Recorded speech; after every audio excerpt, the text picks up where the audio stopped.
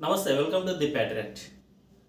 అసదుద్దీన్ ఓవైసీ నేతృత్వంలోని మజ్లిస్ పార్టీకి భవిష్యత్తులో గడ్డు పరిస్థితులు ఎదురు కానున్నాయా అంటే అవుననే సమాధానాలే వినిపిస్తున్నాయి.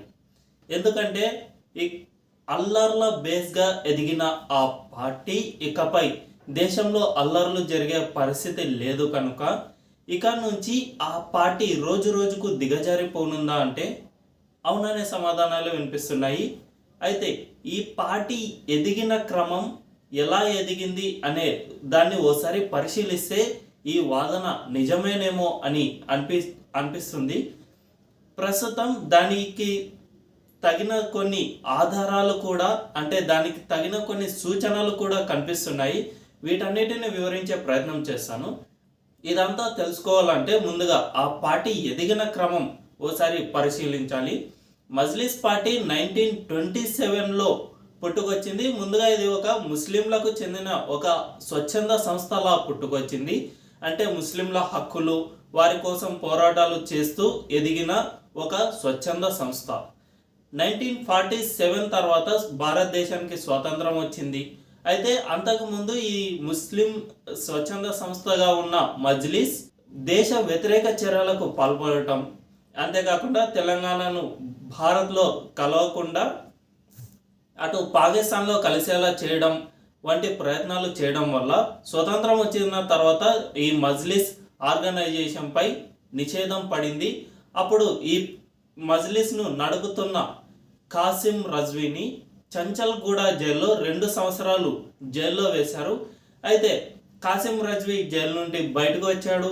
ఆ బయటకు వచ్చిన తర్వాత ఈ ఆర్గనైజేషన్ను ఇతరులకి అంటే ఇప్పుడు ఉన్న ఓవైసీ వాళ్ళ ముత్తాతకు అబ్దుల్ వాహిద్ ఓవైసీకి అప్పగించి పాకిస్తాన్కు వెళ్ళిపోయాడు. ఆ అప్పగించినప్పుడు కూడా అది ఒక స్వచ్ఛంద సంస్థ లాగానే ఉంది. దానిపై అప్పటికీ నిషేధం కొనసాగుతూనే ఉంది. ఆ నిషేధాన్ని ఎత్తివేయడానికి అబ్దుల్ వాహిద్ ఓవైసీ ఒక 6 సూత్రాలతో కూడిన ఒక ప్రణాళికను అయితే రచించాడు. మేము పూర్తిగా భారతదేశాన్ని అంగీకరిస్తున్నాము, భారత్లో తెలంగాణ నిజాం పాలన కూడా ఒక భాగమే అని అంగీకరించాడు. దీంతో ఆ 6 సూత్రాలను వీరు ప్రవేశపెట్టడం ద్వారా భారత ప్రభుత్వం ఈ మజ్లిస్ పై నిషేధాన్ని కూడా ఎత్తివేసింది. ఆ తర్వాత 1957-58 ఆ టైంలో ఇది ఒక రాజకీయ పార్టీగా అవతరించింది. సో 1958లో రాజకీయ పార్టీగా అవతరించిన తర్వాత 1960 నుంచి హైదరాబాద్లో మత ఘర్షణలు మొదలయ్యాయి. అంటే ఇక 1960 నుంచి దాదాపు 1992 వరకు హైదరాబాద్ కేంద్రంగా పెద్ద ఎత్తున మత ఘర్షణలు జరిగాయి. ఒక లెక్క ప్రకారం 1960 నుంచి 1970 మధ్యకాలం అంటే 10 ఏళ్ల కాలంలో దాదాపు 8 సార్లు మత ఘర్షణలు చోటు చేసుకున్నాయి. అయితే ఇవి మరి పెద్దవి కాకుండా స్వల్పంగానే చోటు చేసుకున్న 1970 నుంచి 1984 మధ్యలో పెద్ద ఎత్తున మత ఘర్షణలు చోటు చేసుకున్నాయి. ముఖ్యంగా 1984లో ఎన్నికలు వినాయక చవితి ఒకే సమయంలో రావడంతో ఆ ఏడాదిలో పెద్ద ఎత్తున మత ఘర్షణలు అయితే చోటు చేసుకున్నాయి. హిందూ ముస్లింల మధ్య ఈ ఘర్షణలు మొదలయ్యాయి. ఒకరినొకరు కొట్టుకున్నారు, చంపుకున్నారు. ఈ విధంగా జరగడం వల్ల అదే 1984లో సలావుద్దీన్ ఓవైసీ అంటే ఇప్పుడున్న అసదుద్దీన్ ఓవైసీ తండ్రి మొట్టమొదటిసారిగా ఎంపీగా గెలుపొందారు.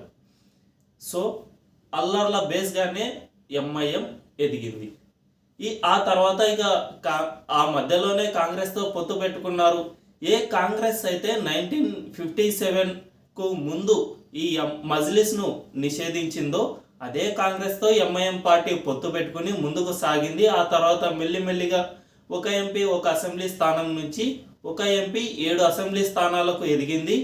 ముఖ్యంగా 1992లో 1980, 1990, 92 ఈ టైంలో కూడా దేశవ్యాప్తంగా అయోధ్య ఉద్యమం సమయంలో అల్లర్లు జరిగాయి. ఈ అల్లర్లను ప్రచారం చేసుకుంటూనే మజ్లిస్ పార్టీ క్రమక్రమంగా ఎదుగుతూ వచ్చింది. 1992లో బాబ్రీ మసీద్ కూల్చివేత సమయంలో దేశవ్యాప్తంగా హైదరాబాద్తో పాటు అల్లర్లు జరిగాయి. ఈ అల్లర్లలోనే అసదుద్దీన్ ఓవైసీ కూడా ఎదుగుతూ వచ్చాడు. So Majlis party main base ముస్లిం హిందూ మత ఘర్షణల ద్వారానే ఆ పార్టీ ఎదుగుతూ వచ్చింది. సాధారణంగానే ముస్లింలకు అనుకూలంగా ఉన్న పార్టీ కాబట్టి ఇక ఈ ఘర్షణలను కూడా తనకు అనుకూలంగా మలుచుకుని హైదరాబాద్ ముఖ్యంగా పాత బస్తీ కేంద్రంగా ఈ పార్టీ ఎదిగింది. అయితే ప్రస్తుత కాలంలో భారతదేశంలో మత ఘర్షణలు అనేవి లేవు. 1992 బాబ్రీ మసీదు తర్వాత దేశంలో అక్కడక్కడ చెదురుముదురు ఘటనలు చాలా జరిగాయి. ముస్లిం హిందూ ఘర్షణలు జరిగాయి. తాజా కొద్ది సంవత్సరాల క్రితం రాజా సింగ్ కొన్ని కామెంట్స్ల వల్ల హైదరాబాద్లో చెల్లా చెదురు అంటే చిన్నపాటి ఘర్షణ జరిగిందే తప్ప అది పెద్దదై మాత్రం ఏమాత్రము కాలేదు. ఓవైసీ ఇంతకుముందు కాంగ్రెస్ ప్రభుత్వంతో తన పొత్తు పెట్టుకోవడం, వారి సహకారంతో అల్లర్లో జరిగినా కూడా వారి ప్రభావం కోల్పోకుండా ఉండటం ఇలా చేస్తూ వచ్చారు. సో ప్రభుత్వాలు ఏ ప్రభుత్వం అయితే ఉంటుందో రాష్ట్రంలో ఆ ప్రభుత్వంతో సత్సంబంధాలను ఏర్పరచుకుని తన ఒక ఎంపీ స్థానం 7 అసెంబ్లీ స్థానాలను అలాగే బలంగా నిలుపుకుంటూ వచ్చారు. అయితే ప్రస్తుత పరిస్థితి ఓవైసీకి ఎందుకు అంత అనుకూలంగా లేదో ఒకసారి పరిశీలించే ప్రయత్నం చేద్దాం. 2014 తర్వాత దేశంలో మతం అనేది పూర్తిగా మారిపోయింది. మతం ఒకప్పుడు పూర్తి రాడికల్గా ఉండేది. అంటే ఏ చిన్న సంఘటన వచ్చినా అల్లర్లు జరిగేవి. కాంగ్రెస్ కూడా వెనకుండి దీనికి ప్రోత్సాహకం అందించేది.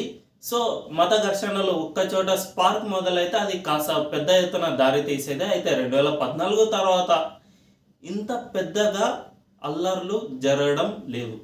మోదీ అధికారంలోకి వచ్చాక కూడా కొన్ని జరిగాయి కానీ మరి అంత పెద్దవైతే జరగలేదు. ఇక ఓవైసీ కూడా ముస్లిం హిందూ డివిజన్ తీసుకురావడానికి లేకుండా చేసింది బీజేపీ.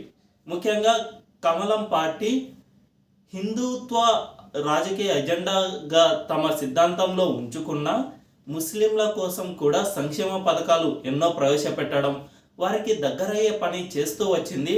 ముస్లింలకు ముఖ్యంగా ముస్లిం మహిళలకు ఎంతో అడ్డంకిగా ఉన్న ట్రిపుల్ తలాక్ను కమలం పార్టీ తొలగించింది.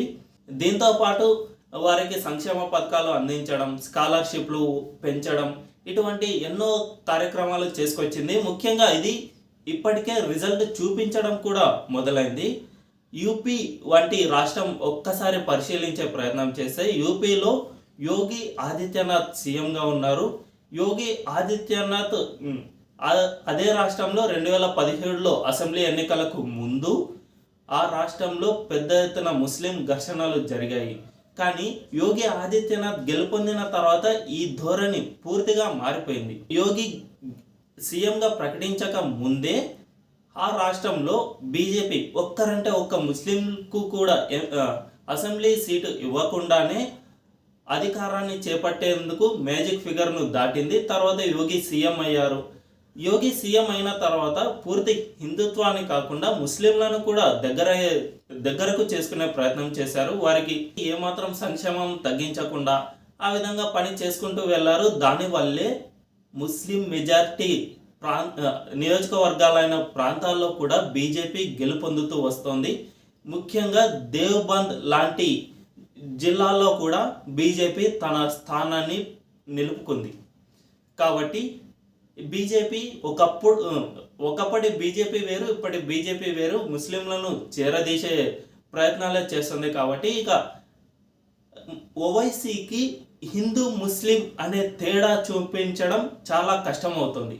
అదేవిధంగా బీజేపీకి ఓవైసీకి ఒక తేడా ఏముందంటే బీజేపీ ముస్లింలను అభివృద్ధి పేరిట ఆకర్షిస్తుంది, కానీ ఓవైసీకి ఆ అవకాశమే లేదు. ఎందుకంటే ముస్లింలను ఇంకా పేదరికంలోనూ ఉంచితే, వారిని అభివృద్ధికి దూరంగా ఉంచితేనే తనకు ఓటు వేస్తారనే భావనలో మజ్లిస్ పార్టీ ఇప్పటికీ పనిచేస్తుంది. అందుకే మనం హైదరాబాద్ మొత్తం ఒకటైతే పాత బస్తీలో పరిస్థితి మరోలా ఉంటుంది. చాలా దుర్భర పరిస్థితుల్లో అక్కడ ప్రజలు జీవిస్తూ ఉంటారు. కాబట్టి ముస్లిం వర్గాన్ని అభివృద్ధికి దూరం చేసి ఓవైసీ తన పట్టును నిలుపుకుంటున్నాడు. ఇక ఇవన్నీ కారణాలు. మొదటిది, ఇకపై దేశంలో అల్లర్లు రావు. అల్లర్ల బేస్గానే ఎంఐఎం పార్టీ ఇప్పటి వరకు ఎదుగుతూ వచ్చింది. దీంతోపాటు ముస్లింలను అభివృద్ధి పేరిట బీజేపీ దగ్గర చేస్తుంది. ఓవైసీ మాత్రం అభివృద్ధిని వారికి దూరం చేస్తూ ఉన్నారు. అయితే ఇది ఇప్పటికే రిజల్ట్ చూపిస్తూ వస్తుంది అని ముందుగా ఒక మాట చెప్పాను. దాని గురించి మనం ఒక్కసారి పరిశీలించే ప్రయత్నం చేద్దాం.